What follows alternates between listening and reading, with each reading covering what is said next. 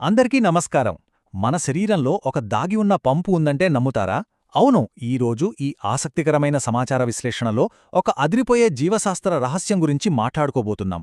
మన శరీరంలో ఎక్కడో దాగి ఉన్న ఆ సీక్రెట్ పంపు గురించి, అది మన రక్త ప్రసరణకు ఎలా హెల్ప్ చేస్తుందో చూస్తే మనం నిజంగా ఆశ్చర్యపోతాం. అసలిప్పుడు మనం ముందున్న పెద్ద ప్రశ్న ఏంటంటే, మానవ శరీరానికి నిజంగానే రెండో గుండె కూడా ఉందా? ఛాతీలో నిరంతరం లబ్ డబ్ అంటూ కొట్టుకుంటూ రక్తాన్ని పంప్ చేసే మెయిన్ గుండె గురించి మనందరికీ తెలుసు, రైట్? కానీ మన బాడీలో రక్తాన్ని పంప్ చేసే మరో మెకానిజం కూడా ఉందంటే వినడానికి కాస్త షాకింగ్గా అనిపిస్తుంది కదూ? వెల్, ఇక్కడే అసలు ట్విస్ట్ ఉంది.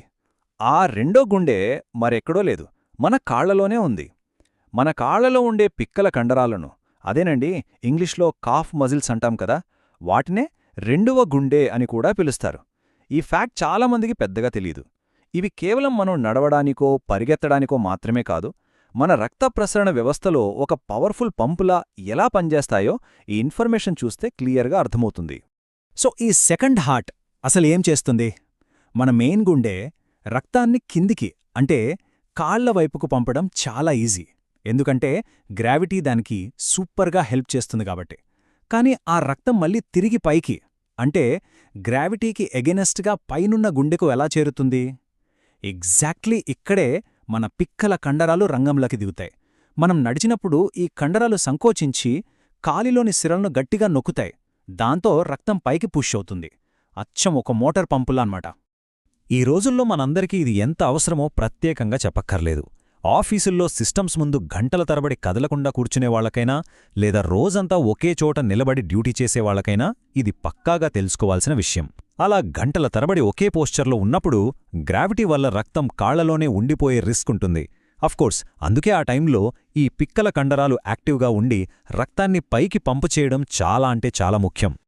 ఇక్కడ మనం రెండు సిచ్యువేషన్స్ని క్లియర్గా చూడొచ్చు.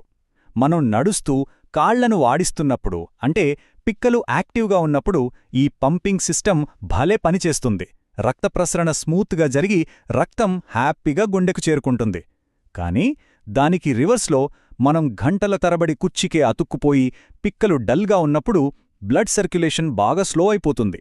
దీనివల్లే కాళ్లనొప్పులు, వాపులు లాంటి సమస్యలు మొదలవుతాయి. అయితే ఇక్కడ టెన్షన్ పడాల్సిన పనేమీ లేదు. ఈ మూల సమాచారంలో ఒక సూపర్ పాజిటివ్ పాయింట్ ఉంది. అదేంటంటే శుభవార్త. పిక్కలను చూసుకోవడం చాలా సులభం. నిజమే, మన బాడీలోని ఈ సెకండ్ హార్ట్ని స్ట్రాంగ్గా ఉంచుకోవడానికి ఏవో పెద్ద పెద్ద జిమ్లకు వెళ్లి హెవీ వర్కౌట్ చేయాల్సిన పనే లేదు. రోజువారీ జీవితంలో చిన్న చిన్న చాలా సింపుల్ మార్పులు చేసుకుంటే సరిపోతుందని ఈ డేటా స్పష్టంగా చెప్తోంది. మన సెకండ్ హార్ట్ని ఫుల్ యాక్టివ్గా ఉంచడానికి మనం రోజూ ఫాలో అవ్వగలిగే 4 సింపుల్ అండ్ ఎఫెక్టివ్ స్టెప్స్ ఇక్కడున్నాయి చూడండి. ఇవి ప్రాక్టికల్గా ఎవరైనా చేయగలిగేవే. కాఫ్ రైజెస్ అంటే మడమలు పైకి లేపడం, లిఫ్ట్ బదులు మెట్లెక్కడం, కాలి వేళ్లపై నడవడం, ఇక లాస్ట్ది కాఫ్ స్ట్రెచెస్.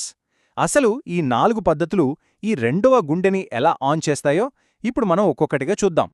ఫస్ట్ది కాఫ్ రైజెస్. ఇక్కడ మనం చూడాల్సిన నెంబర్ 10 నుండి 15. అవును, కేవలం 10 లేదా 15 సార్లు మన కాలివేళ్లపై నిలబడి మడమలను పైకి లేపితే చాలు. ఎక్కడైనా నిలబడి ఉన్నప్పుడు లేదా ఆఫీస్లో వచ్చిన్న టీ బ్రేక్ తీసుకున్నప్పుడు కూడా దీన్ని ఈజీగా చేసేచ్చు. ఈ చిన్న కదలిక వల్ల పిక్కల కండరాలు గట్టిగా ముడుచుకుని కాలలో ఆగిపోయిన రక్తాన్ని ఒక్కసారిగా పైకి పంపుతాయి.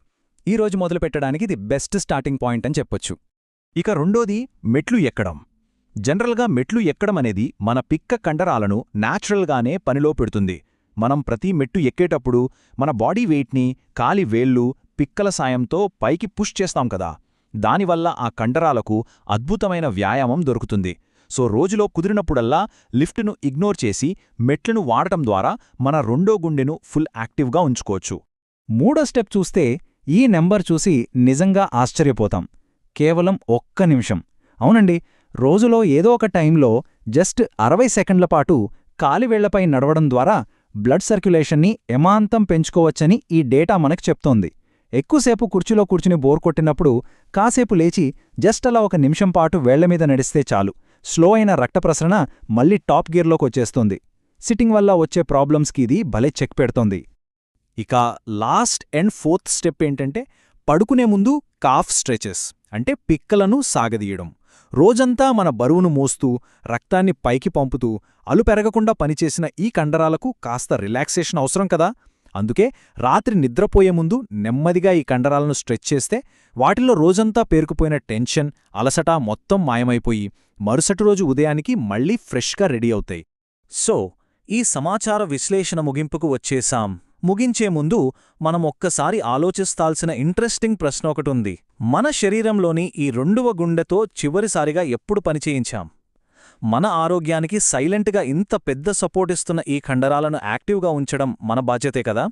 ఈ చిన్న చిన్న అలవాట్లను మన డైలీ రొటీన్లో కలుపుకుంటే అద్భుతమైన రక్త ప్రసరణ మన సొంతమవుతుంది. ఈ ఇన్ఫర్మేషన్ మనందరికీ బాగా యూజ్ అవుతుందని అనుకుంటున్నాను. మరో ఆసక్తికరమైన విశ్లేషణతో మళ్ళీ కలుద్దాం.